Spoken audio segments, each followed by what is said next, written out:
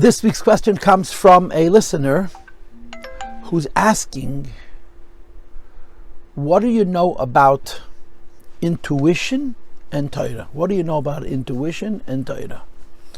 This is the question.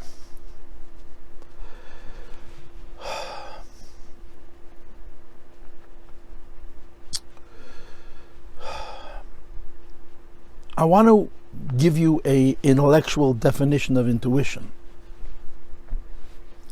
When I say intellectual, I mean intellectual. The intellectual definition of intuition means a person who knows something and doesn't know why he knows it or how he knows it. In other words, the intellectual process is a process. There's information that you know, and there's information that you don't know. And you use the information that you have to deduce from the known the unknown. That's a normal process of accruing knowledge. Intuition means I acquire knowledge and there's no process. I just somehow know it by a fifth sense or a sixth sense, what they call clairvoyance or something like that. Of course, intuition is not always connected to ideas, right? To intellectual ideas. Intuition can also be in conjunction with how you assess people, how you can predict the future, and all kinds of other things. But this is always true of intuition, that knowledge is coming to me, that I don't fully appreciate how this knowledge came to me, but somehow it reached me, and often it's correct. That's what the idea of intuition is. I believe personally that the best definition for chokhmah is the faculty, is the tool of creativity and intuitiveness. Because that's what chokhmah means. Chokhmah means I know something without yet fully knowing it. In Bina, I process it and I fully understand it. So intuition is also connected to ideas, to intellect, but it's connected to many other things as well. And the constant is that I'm knowing something that I don't fully know yet. Intellectually, a great illustration for the idea of intuition is what's called an educated guess. Educated guessing is a dichotomy, it's a paradox. If I'm educated, any person who's intelligent doesn't guess. And any person who guesses is not educated. An educated guess is an oxymoron. I'm smart and I'm knowledgeable, I'm expert in a certain field, and yet I guess. The concept of an educated guess really is intuition, meaning I know so much about a certain subject that even things that I don't know, I will intuitively get right. And I have watched people guess in an educated way and observe a very, very high percentage of correctness. And it's quite clear to me that educated guessing is not guessing. It's educated. And yet we call it guessing because it involves intuition. Now, how does Yiddishkeit come into intuition and intuitiveness? And the first answer to this question is, I'm going to say two things on the subject. The first thing that I want to say on this subject, from a perspective of Torah and Yiddishkeit, is this. The credibility of one who intuits, the credibility of somebody who knows things without knowing, or knows things without knowing how they know, or knows things a little bit before they completely flush it out, has to do with personal integrity. And we've discussed this many times in many different ways. If a person is doing a physical science, that everything can be measured and proven directly and empirically, the person doing the study can be the most corrupt person, the most perverse person, even the most evil person. Because the science is so concrete, the process by which the knowledge is acquired is so black and white that any person can test it. Whatever he says can be tested. And therefore his personal identity as a human being is immaterial, because if he's made a mistake, you can prove it. And if he's correct, it's empirically so, it's physically provable, and it doesn't matter how much integrity this person has.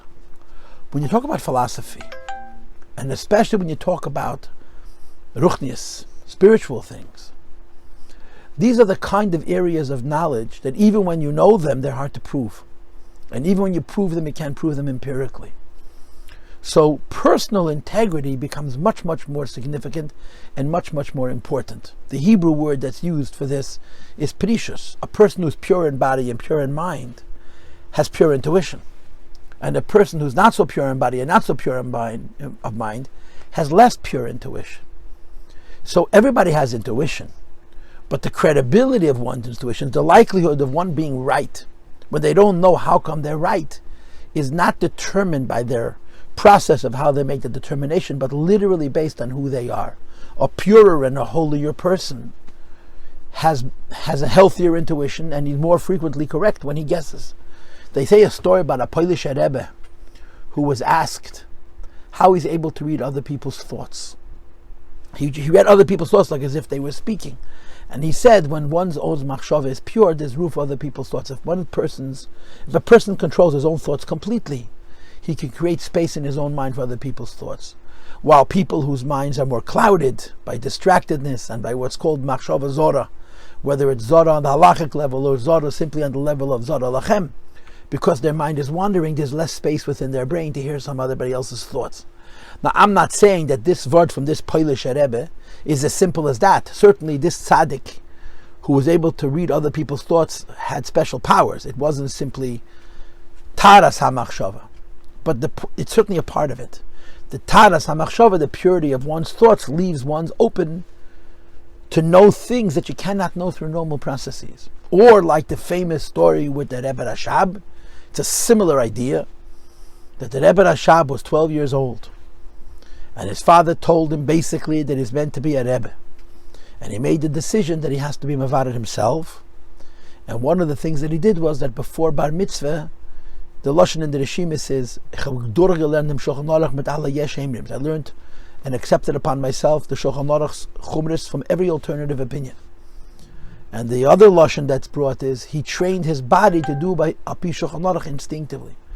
And the Rebbe Rashab used to say, when I have an instinct, I have a feeling, and I cannot flush it out, I cannot argue it, I cannot defend it, I trust my feelings, because my body was conditioned to do instinctively, like it says in the Shulchan Aruch.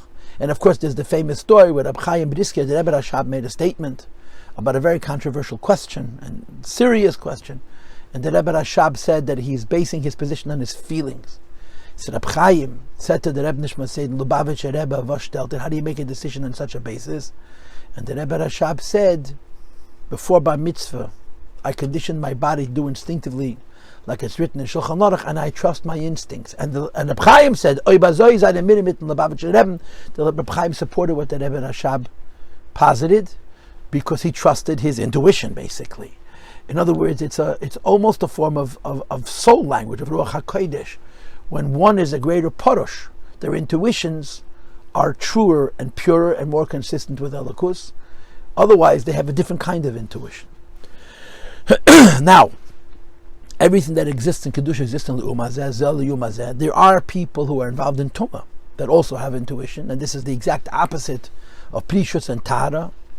It's a koyach that the Eibishter created in this world for everything to be Zel L'umazeh. But that kind of intuition has no place in Torah. That's not an intuition which you can connect to Torah. It's a different concept altogether. And within the parameter of Yiddishkeit, it would be connected to an alternative of Nevuah. And I'll tell you what I mean in a minute. I want to now go to another area. And that is the idea of imagination, Koyach HaDimyan, which is, I believe, connected to intuitiveness. The Rambam writes in the Shemona Perakim that a person has 5 nefashas, and he lists them from the lowest to the highest. The 3rd is the nefesh of midos, of emotion. The 5th is the nefesh of seichel, of intellect. And the 4th is the nefesh hamadama, of imagination. The Rambam considers imagination, the ability to visualize things, superior to experiencing human emotion, which is incredibly hard to understand. The Rambam writes in the Menavuchim in the 2nd section that Koyach HaDimyan, a good imagination, is a prerequisite to prophecy, to Nevuah.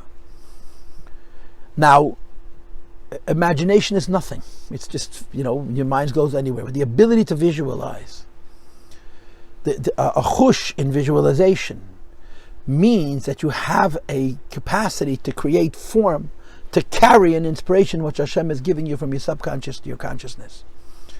So, the Rambam argues that having a healthy imagination allows a person to use that imagination to carry truth. Imagination is not just fantasy, wherever my mind goes, wherever my heart goes. Sometimes it's where my soul wants me to go. My subconscious, my neshama, is trying to send me a message. which is a form of Ruach HaKodesh, it's a form of Nevuah. I know it's not so simple, but nevertheless this is true. And the person's conscious imagination becomes a seat, becomes a kli, becomes a medium through which that the supernal inspiration comes. This is another form of intuition. A person's imagination by itself is just it's a potential, it's a talent, it's a chush. When a person is inspired from on high, and they have a good koyach hamedame, a good nefesh hamedame, the inspiration which is coming from the subconscious to the consciousness finds a form, finds a framework where it can be manifest.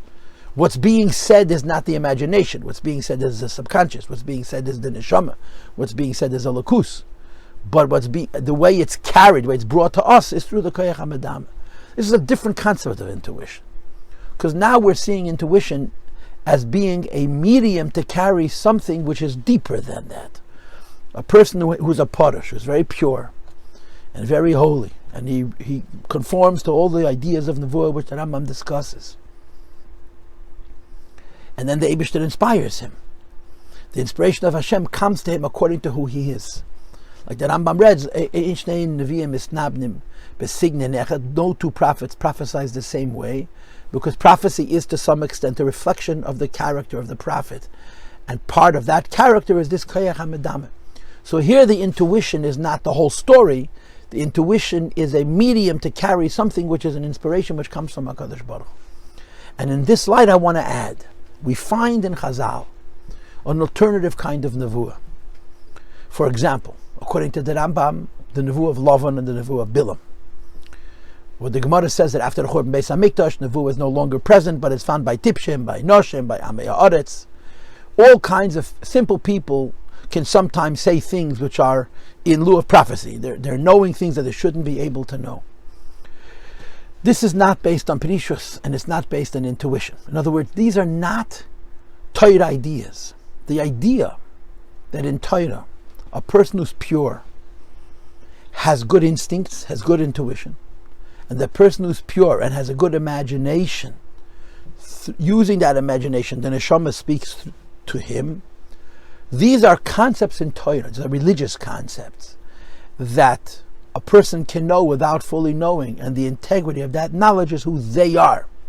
A person can create form as a medium to carry with the neshama what a lakus is telling them, and their personal integrity contributes to the integrity of how they're carrying this inspiration.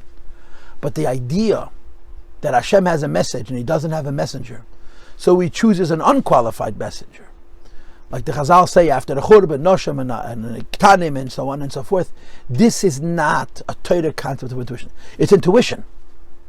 But forgive me for saying it, it's almost like random. Hashem is sending a message through a person who's not qualified to carry that message. So they're carrying the message, they're delivering the message. But the idea of intuition, which is a part of our religion, is only credible, is only Yiddishkeit, when the person who's intuiting is in a significant state of perishus, of purity and holiness. And therefore, because of the purity of his body and his mind, his intuition is a medium for revealing the good within him, the good within his soul, and even the good within godliness.